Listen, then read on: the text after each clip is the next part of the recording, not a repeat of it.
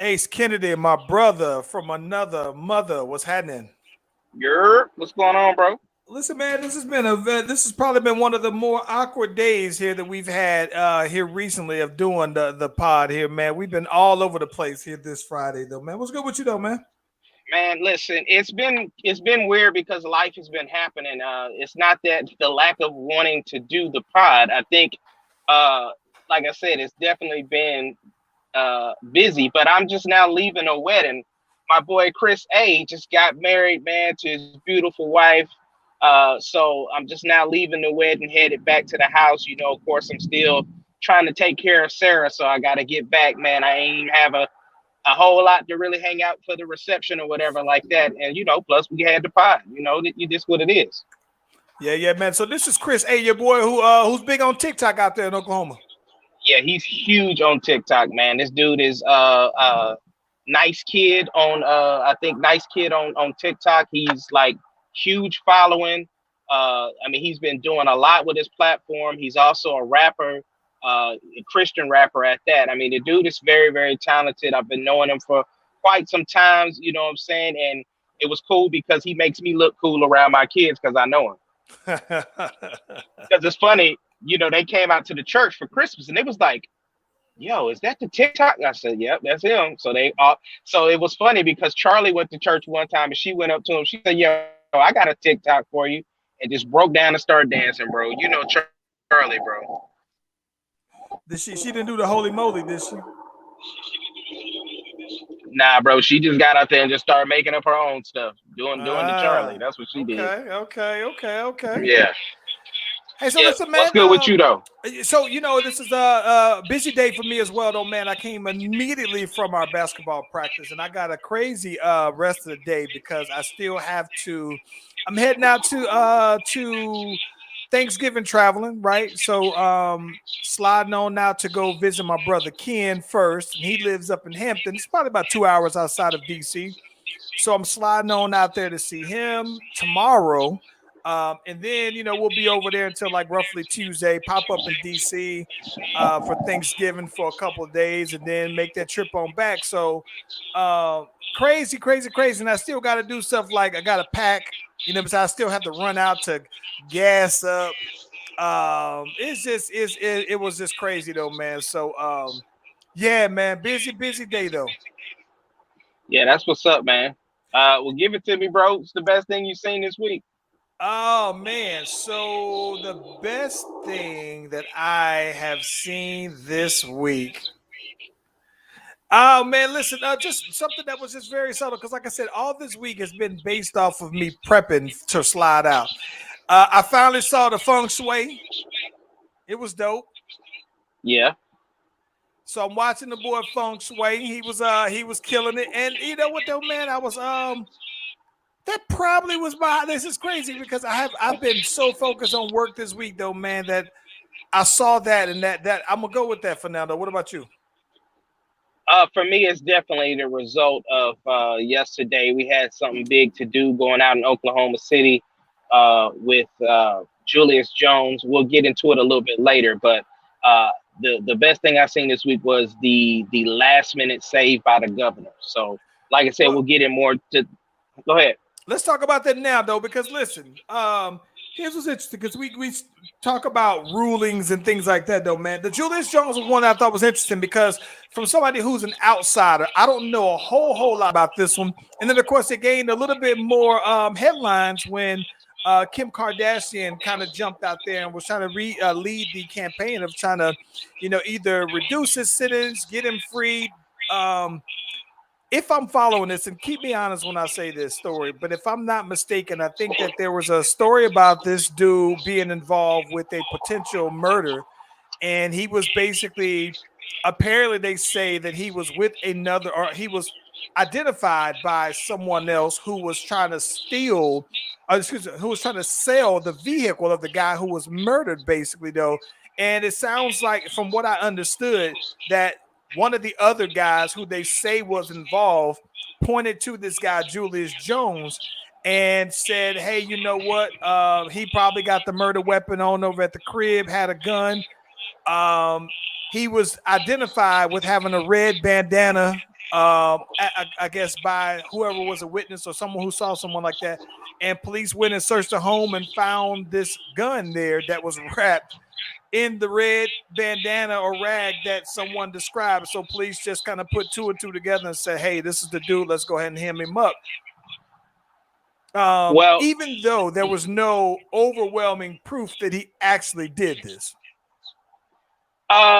you know, the details of what I read was that during the actual, when they were trying to get the vehicle, there was a young lady and her brother, and then his girls was in the back.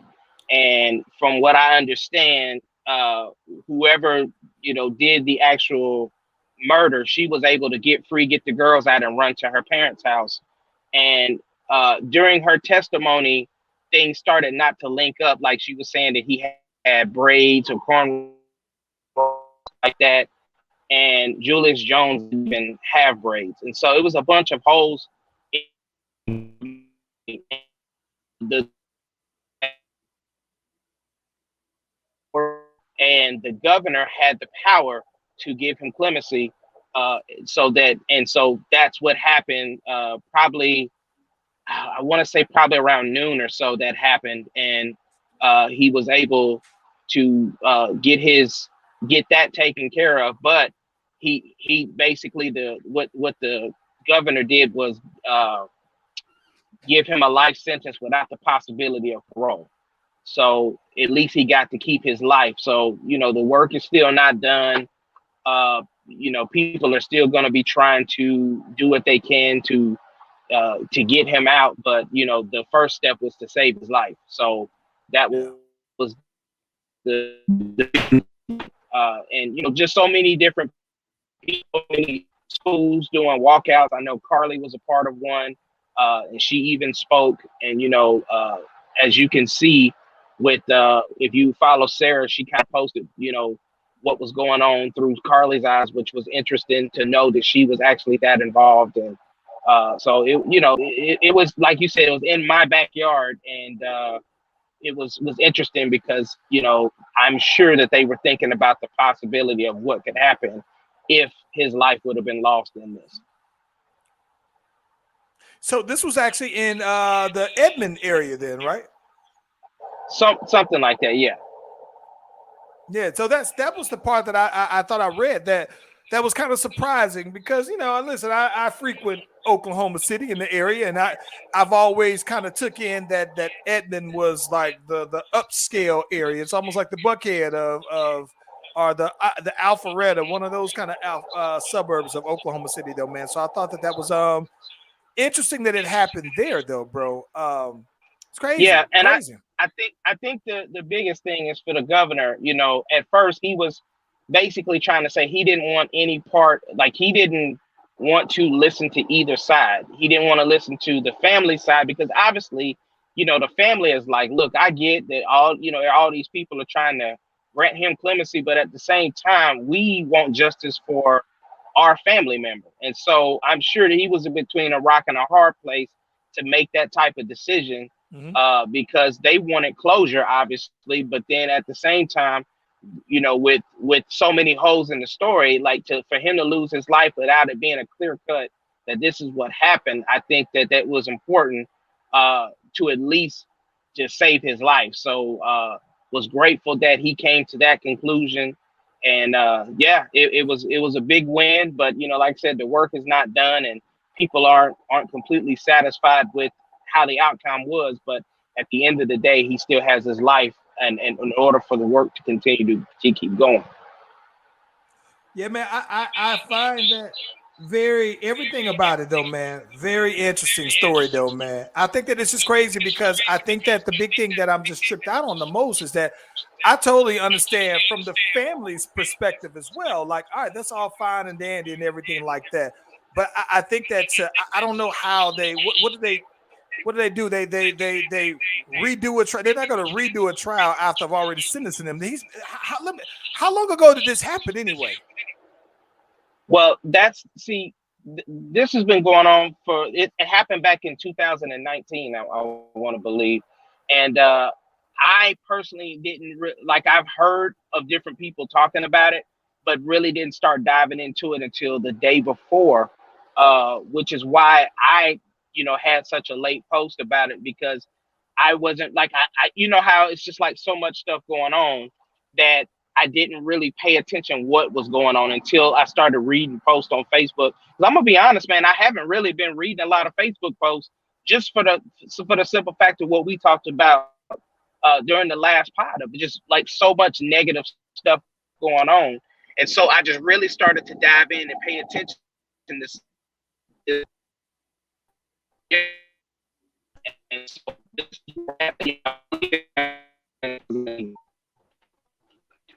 So I think that you were breaking up a little bit though, man.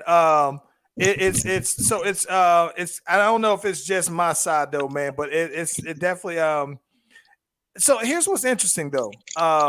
I think that what is interesting to me about this, and Brittany Rowe, thank you here as well for keeping me honest here on the. I think that you were breaking up, and I don't know if it was just my end or if you were just out and about and you just kind of got a bad signal here. But let me ask you this though. So I think that you said 2019. It looks like this happened. So I'm just look this up real quick. It says in 1999 this actually happened. And I think that one of the things that was interesting is that they said that, he basically said on the night of that murder that this dude was at the crib eating dinner with the family, his alibi checked out and everything like that. And that's what's weird to me is that, you could have so many holes in a case and then still have something where it just goes the other way. I think that that's always crazy. That is interesting. Unlike, right, the Kyle Rittenhouse case, that surprised me the most. Yeah, it surprised me, but it didn't. It did. So this is the okay. Let me ask you this. Okay, yeah. Were you since to your point, right? I wasn't surprised. Okay. I wasn't. I wasn't shocked, no. right? I was surprised that it was not guilty.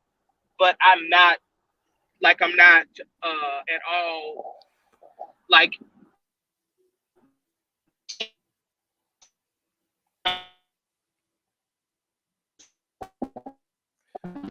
Yo, you listen, Ace, you sound real bad. But listen, let me tell you what I think that's interesting here while we get you situated here. I think that, bro, so I can't help, and I hate to be the one that throws in the race card, right? But I can't help but do it in this one, right? Because when I look at this though, Ace, there's no way, right? There's no way that you can tell me, right, that a black man, a black teenager, or whatever age he is, can travel from out of state with a gun, right? And come out and for whatever reasons, right? Like let's say that I know that they said that he felt like he was being attacked or he felt like somebody was, coming at him or whatever. But this guy wasn't an officer, right? He's not an official, he's not nothing, right? So he comes from a whole nother state, kills two people, right? Injures another, right? And it's found innocent. And Ace Kennedy, I can't help but think there is no way this happens if he's black. And I hate to be the one that pulls out the race card because there are times where the race card is needed though, bro. But when I saw this, I just like that. That was my thing. I'm like, ain't no way this would happen if this was a black kid. 100% agree with you. If this was a football game, there definitely would be a flag on the play because of the fact that the race does play a big part in this. This is white privilege at its finest. Ace, let me tell you this. So I think that I think this several ways. This is my problem that I have with this, right? So the reason why I think that I know that it went to the jurors, right? But I saw something about this that I was completely when I knew. I'm gonna tell you when I knew that he was gonna be found innocent, right? Is that there is a video or a picture of the judge, this dude, and his lawyer, and they're looking at a video or looking at something on a screen or whatnot, though, right?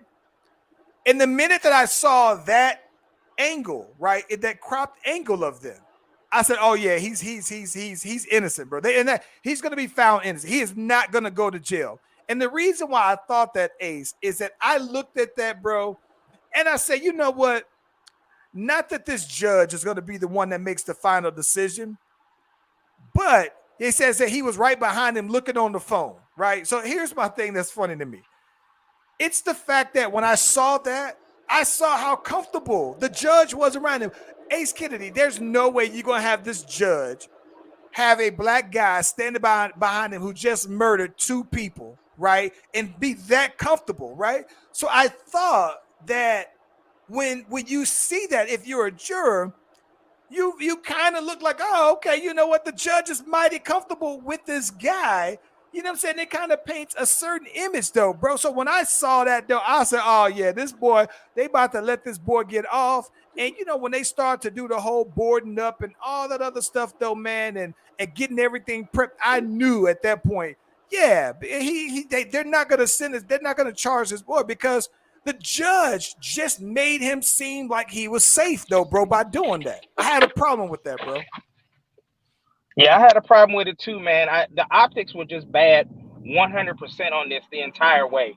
The optics were bad. And so the thing is that, like I said, it didn't surprise me that we got this outcome, but I'm very surprised that it's just so weird that this is the type of world that we live in.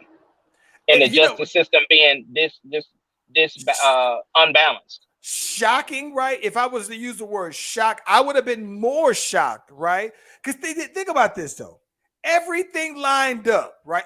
When you look at this, every single thing lines up that says this man basically came across state lines, committed a crime, killed 2 people, got home, went into hiding basically behind it, and then was up here at the courthouse trying to fake these tears out here, though, bro.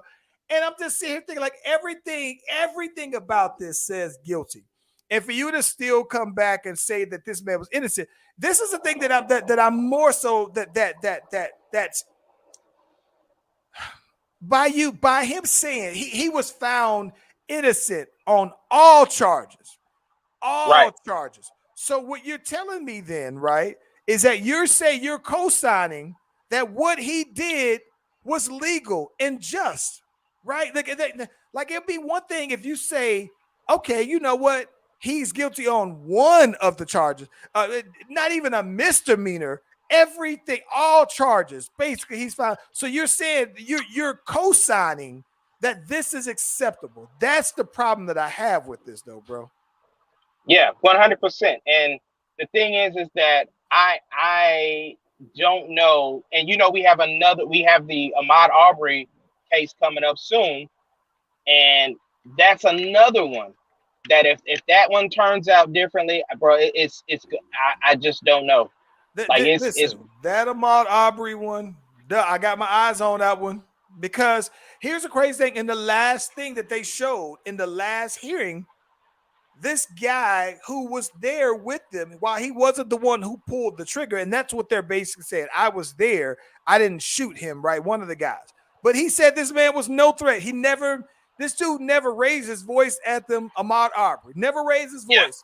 Yeah. Never pulled a weapon out. Never made them feel threatened. Not one time this guy says, though, bro. Right. So it does say that when you say innocent, like in this case with this dude in Kenosha, that just says that according to the letter of the law, that this is acceptable, right? Like that's regular behavior, though, bro.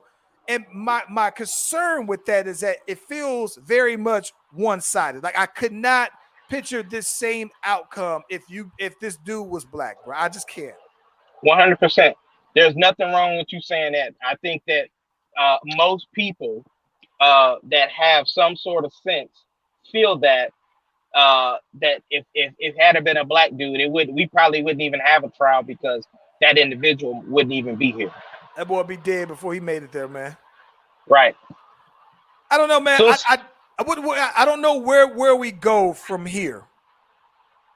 It's just it's 2 steps forwards and 3 steps back. It's like, they gotta have balance, because you look at the George Floyd situation and how that outcome went.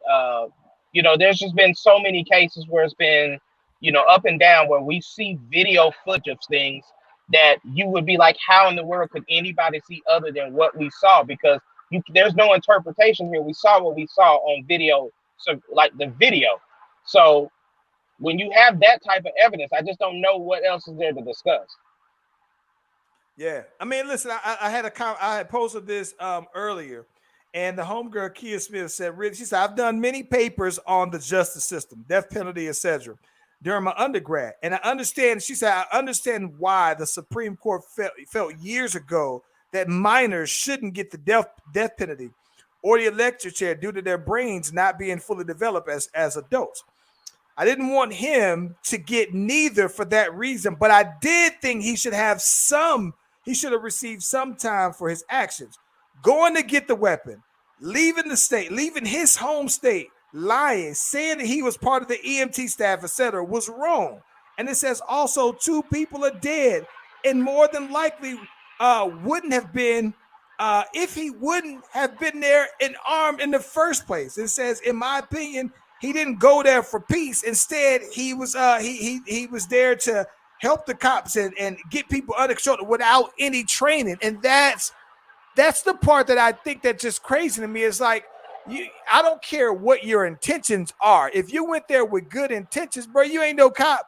You ain't the police. You ain't been trained for none of that, though, man. So I don't know, man. I don't get it.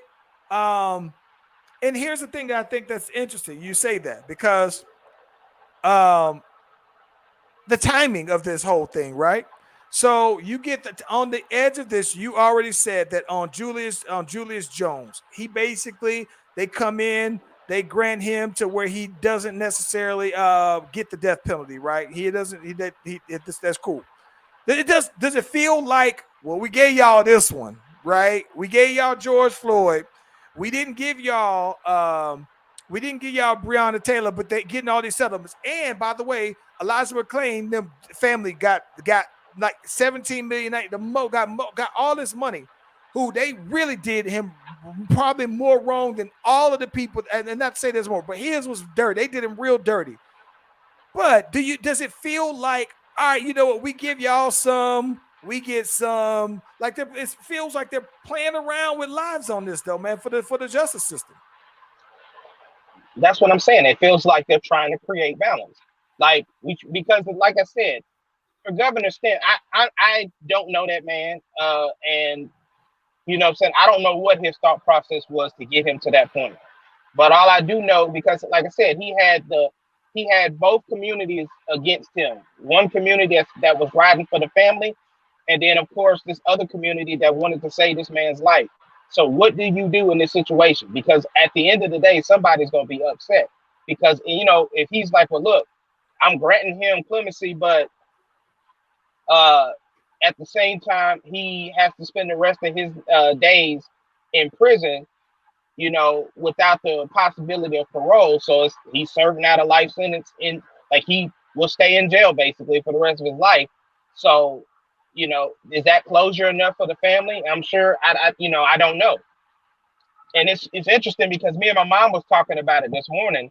It was just like, I just wouldn't want that decision on me. And I don't know how I would feel if one of my family members had passed and, you know, had been murdered or something like that, and how I would feel about that situation. But I'm just saying, I just don't know that I would want to, you know, wish somebody else's death, though. I don't know.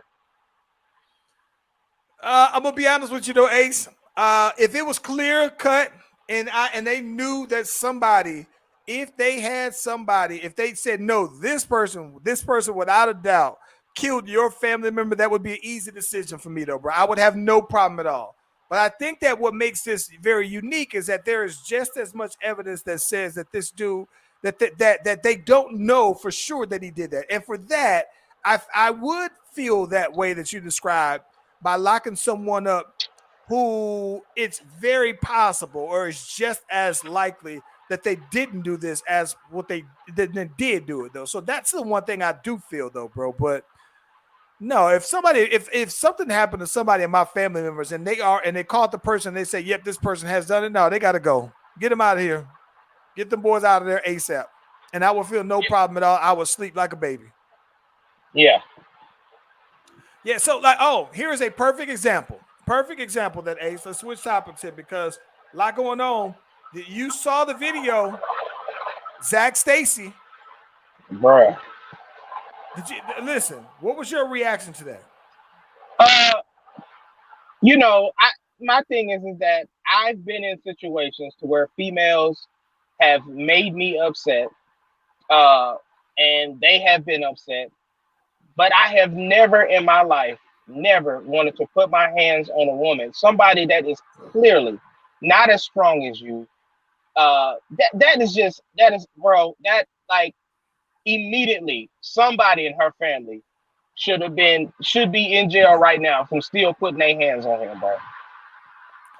Listen, bro, I saw the video, and if you haven't seen this very graphic video, Zach Stacy, former NFL fullback or whatever position he played.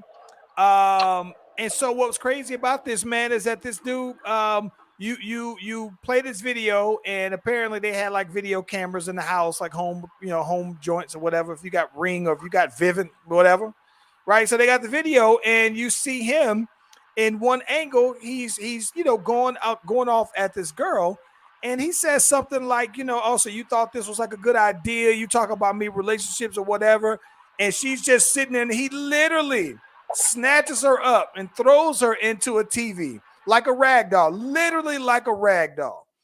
And Ace, what I think was crazy is that he seemed like, because that didn't knock her out, like that she was still, alive, basically, that the more that infuriated him, right? So he goes, and while she's on the ground, he is swinging like he is trying to get her up out of there, bro. Like he is swinging like this is a man.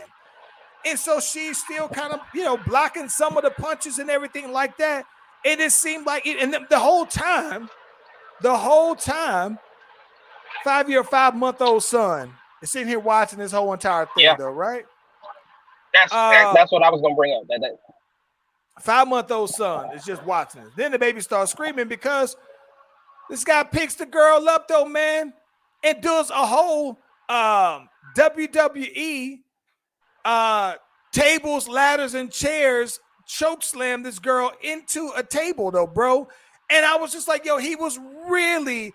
And listen, I guess at that point, to your point, Ace, I think that there's been sometimes a female can try to push your buttons, right? If they know how to do it, some will, right? But I've never felt the urge to go that level, right? Next level, to say, nah, I'm about to go ahead and put these paws on you like you a man. You know what I'm saying? But he was really trying to. I've had a woman swing on me, and that still never crossed my mind. So that's what I'm saying. Like I don't understand the mind space or what power you receive from thinking like for beating on somebody that does not have the same strength as you. Like what I mean, that you just automatically know that you don't, like, a woman doesn't have the same strength. And why would that even be a thought process? I just don't get it. Hey, bro, it looks like that ain't the first time, man. He looks like, listen, I don't want to judge people like that, but I'm saying it looks like he's been there before with her. Right, 100%, which is probably why she had them cameras installed, because probably nobody believed her. Hey, because she was really calm. Yeah, she was very calm for someone who is basically getting attacked to where this person has no regards to your life, though, bro. Like, he was and like I said, it just looked like he was getting more pissed that she was just still moving, getting up. Like I was just like, really, bro. And here's my thing, though. I don't know how. Let's just say, aside from aside from her family members, right? If I'm people who know him, like at that point, bro, I gotta disown you. Now, Ace Kennedy, oh my gosh, bro. Part of me was thinking, I'm gonna be honest, bro, since we're talking about it. Part of me was thinking, like, what exactly what exactly could she have said or done? Right? Because that's always the big thing. Because listen, when Chris Brown put them hands on Rihanna, part of me wondered, not that I'm okay with any bit of it, and it probably doesn't justify it. I do wonder still what was that conversation like. And so this also makes me think, what exactly did she say? Now, because she had it recorded, it tells me that maybe he just has an anger issue, and that, to your point, she wanted to get it as some kind of proof, right? But I would wonder this time around, you know what I'm saying, what exactly was that situation? Just for my information, not that it justifies anything. I am curious about that, though, man.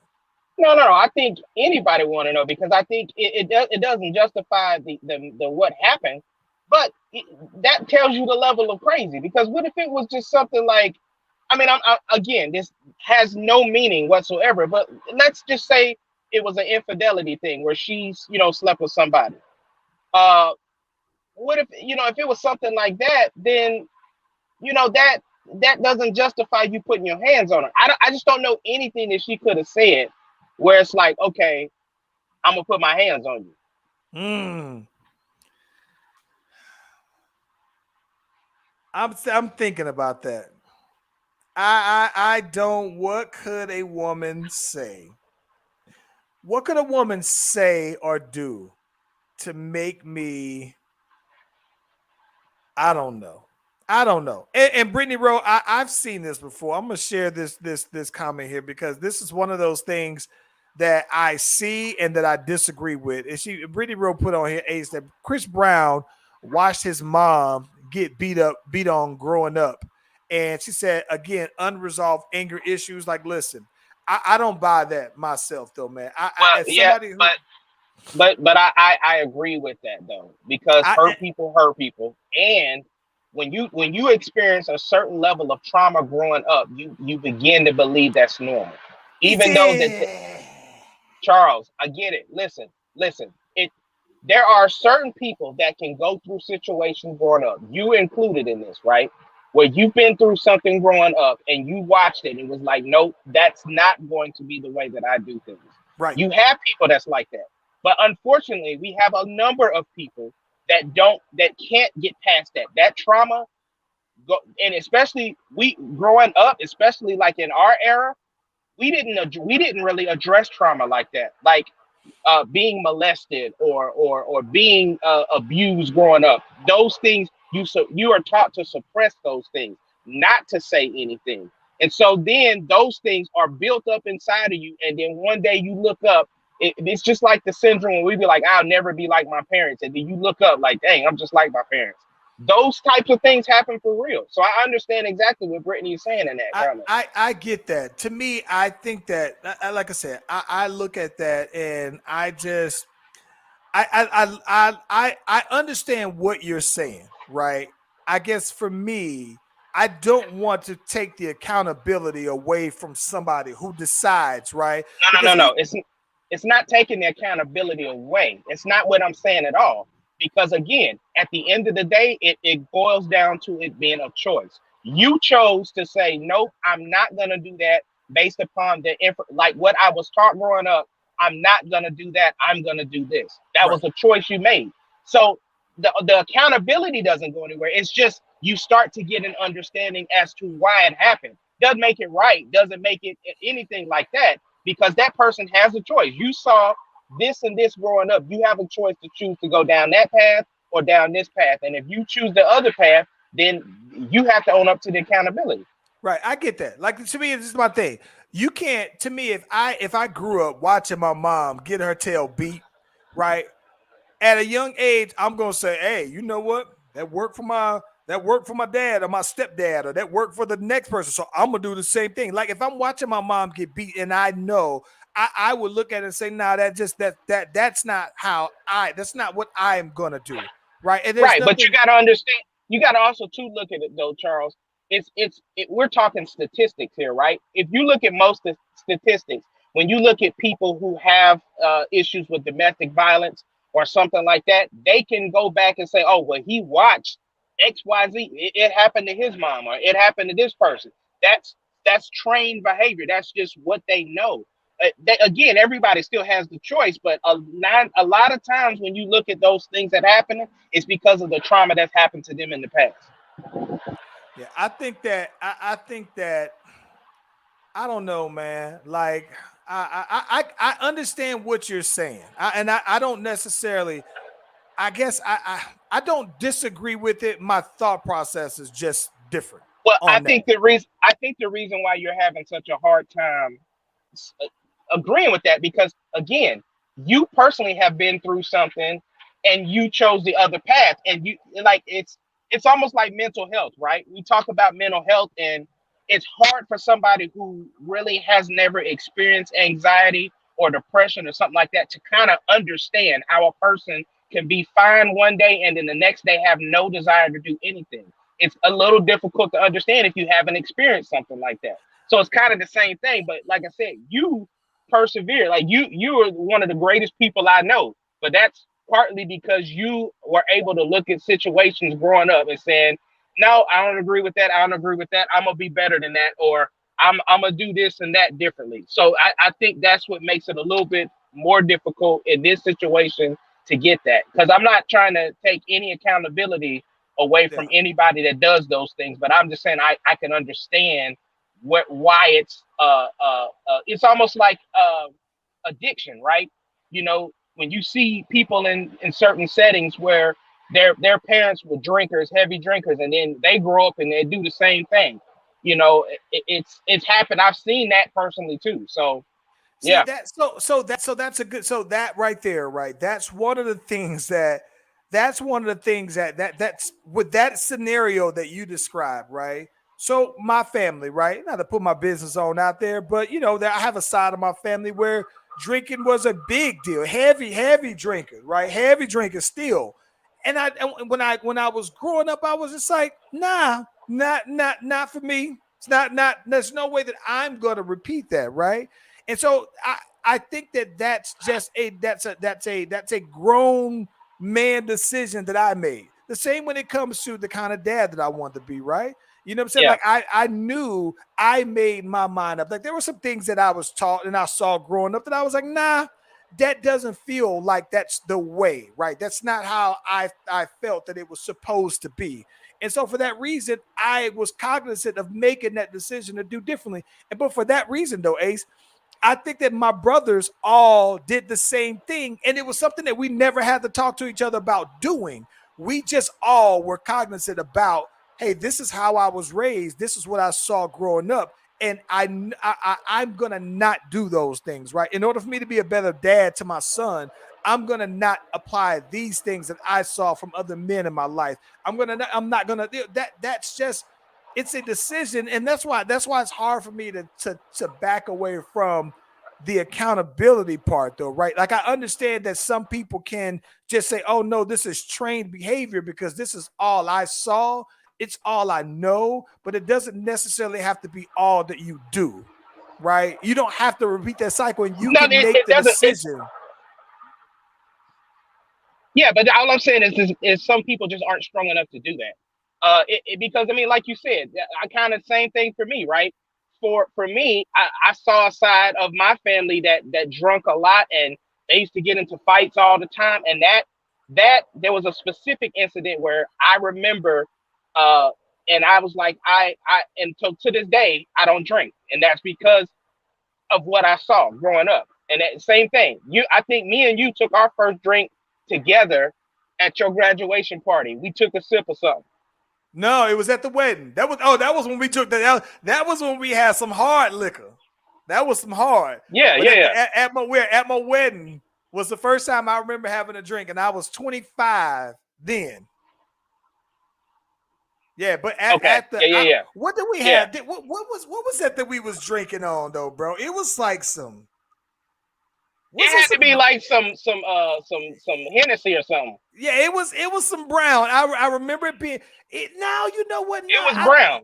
It probably was some brown though, bro. But yeah, I just my thing is that, bro. I just like I said, I just remember though, man, growing up when I just remember, family members that I had that drank very, very excessively though, bro. And I was just like, nah, that's just not the way that I want to get down though, bro. Like, and part of it to me though, man, is that the way that the reason why I say about that with drinking in particular for me, was that like bro, I never wanted I'm so much of a control freak of my body, bro, that I never want to be to where I'm in some altered state of mind and I catch that fade from somebody because I'm talking slick and I don't have my wherewithal to protect myself.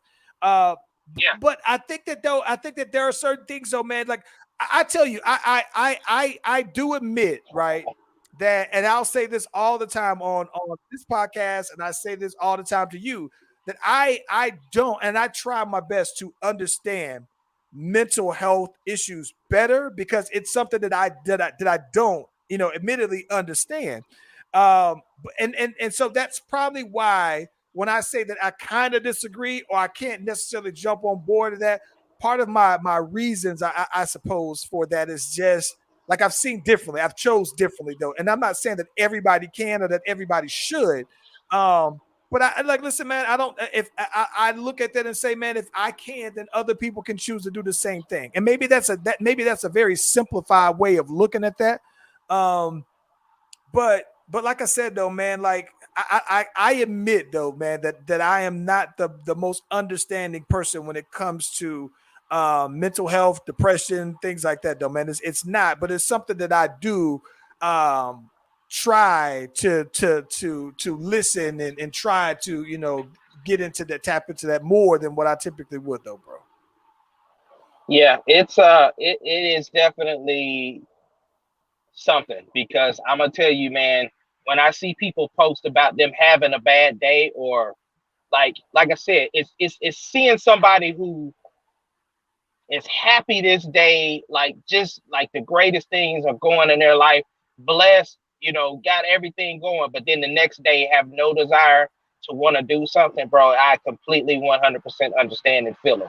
And it's crazy because you know it there's sometimes it can be something that can be fixed by therapy, and then sometimes it's an actual chemical breakdown that you need medical attention for. So it's weird, and I'm grateful you ain't never had to experience nothing like that. But yeah, it's definitely one of those things that affect a lot of people. And now that mental health, like people talk mental health so much now that it's almost like a fad. Like you hear people say it and may not experience it, but for those who genuinely and truly go through it, they understand. Yeah, yeah. Listen, man, in other sad news as well, though, man. We lost the big homie, Young Dolph, though, man. That right there, though, bro. Like, listen, man. I'm gonna tell you that Yeah. this is. Let me tell you the bad part about this, though, bro. The part that I did, the part that so Young Dolph from Memphis, right? And so Young Dolph, there's a not to say there's this new wave, but there has been probably over the last like maybe 5-7 years, 5 to 7 years, there's this wave of Memphis artists. Before that was primarily just 3 6 Mafia and Yo Gotti, basically. And Hypnotized Mind Camp. But I think as far as people that were tapping into that mainstream, Young Dolph was like one of the first ones outside of the originals that I remember. 8 Ball, MJG, and them also too, right? But Young Dolph was like the first new sound from Memphis. And then after that, I started to hear Black Youngster more. I started to hear a different sound in Yo Gotti, and then I started to hear Moneybagg Yo, especially though, man.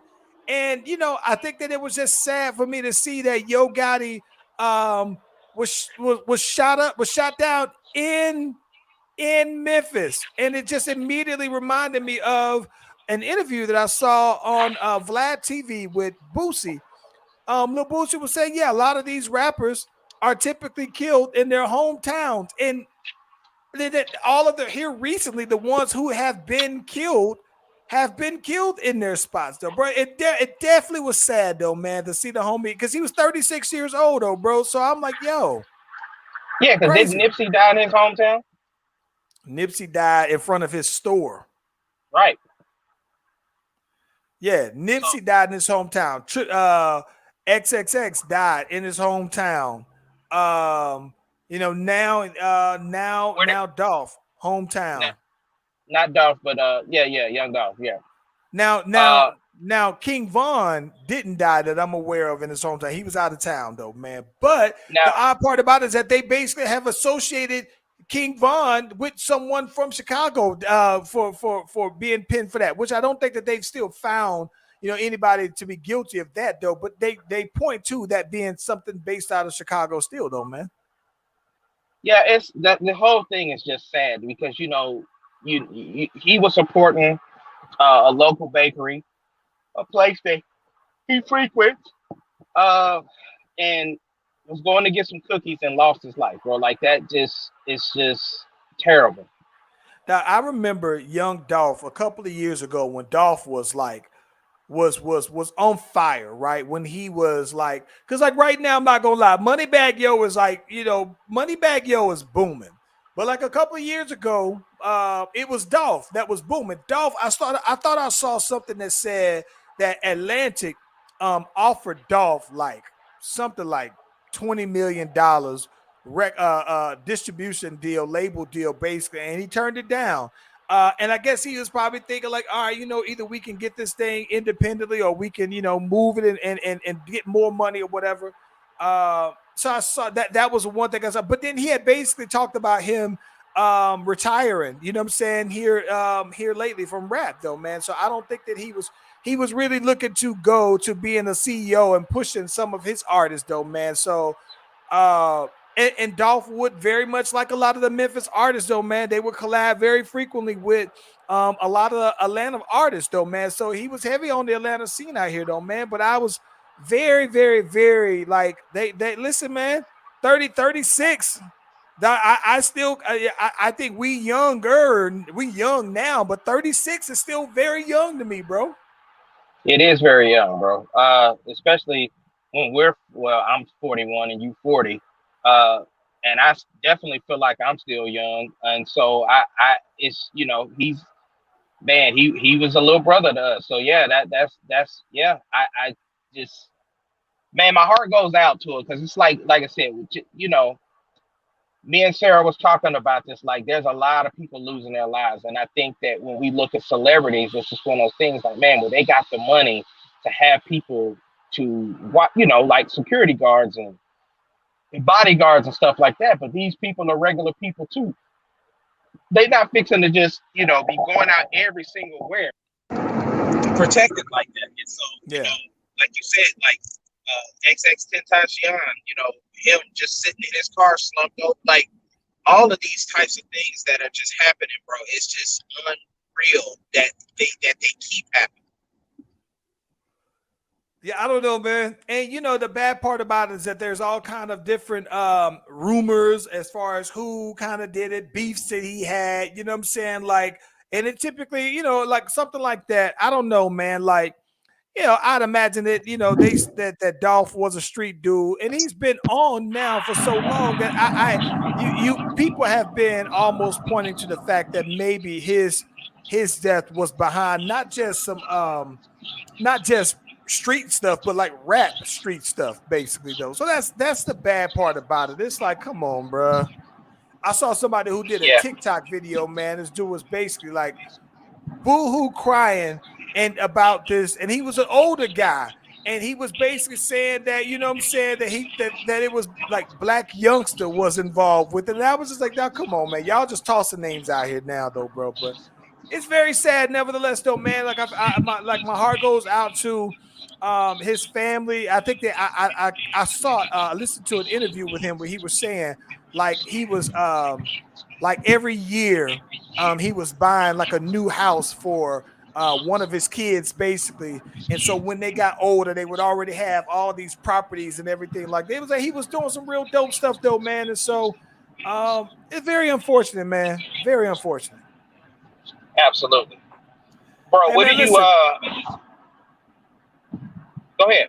No, go ahead. You got it. No, I was just gonna say. So the word on the block is the boy AB got the fake Vax cards. All right, so I'm gonna be honest with you though, bro. Part of me kind of believes that AB had a fake one. But then it also makes me think that maybe he does have a real one as well, though. Like he seems like nothing surprises me with him. But the part that makes it a little suspicious was that this was the dude who he owed some money. So the dude was like, all right, if you didn't give my money, I'm about to just go ahead and start putting your business out there. So I don't know, man, but I don't know. I don't know what to think about AB. Like all of his issues have been like with people or like he had an issue before with not wanting to pay the moving company. He didn't want to pay this dude. Like everything that happens with him in the news here lately is about him not wanting to pay people for services that he's asking them to do, though, bro. It's like, nah. Yeah, that's unfortunate because I mean that's almost like hearing about Birdman not paying artists. So it's just like, my gosh, yeah. So it's like, if a lot of people are saying it, bro, some of it got to be true, man. Yeah. Hey, man, I'm gonna get you out of here on this one, though, man. What you got on deck for the weekend? This weekend is still, worried about getting, trying to get Sarah healthy. Other than that, we probably gonna catch a couple of movies. And, King Richard is out on HBO Max, so I'm probably gonna have to check that out. And that's about it, man. I'm just chilling, bro, trying to get ready for the holiday. What about you? I'm road tripping, man. I'm driving pretty much this Saturday, so I'm hitting the road, man. If I can hit the road at 6:00 in the morning, man, I'll be good with that. So if I hit that at 6, though, man, I should be straight. But that's it. I'm already in my holiday mood, man. I'm already there, though, man. Mentally, I'm already ready for this long drive there and back. So yeah, man. I'm officially all the only thing I need more is a pumpkin spice latte, man, that'll get me there. But I'm straight though, man. That's what's up. Hey, on that note, though, man, if you haven't already, be sure to like and subscribe to the Slash Brothers YouTube and Facebook page. Every episode is streamed from both platforms. For my brother Ace Kennedy, Charlie Venus Slash Brothers Podcast. We out this day, man. Appreciate y'all for jumping in. Brittany Bro and Mark Nurse, man. Appreciate y'all as always. Y'all take it easy. Ace Kennedy, we out. We out. Peace.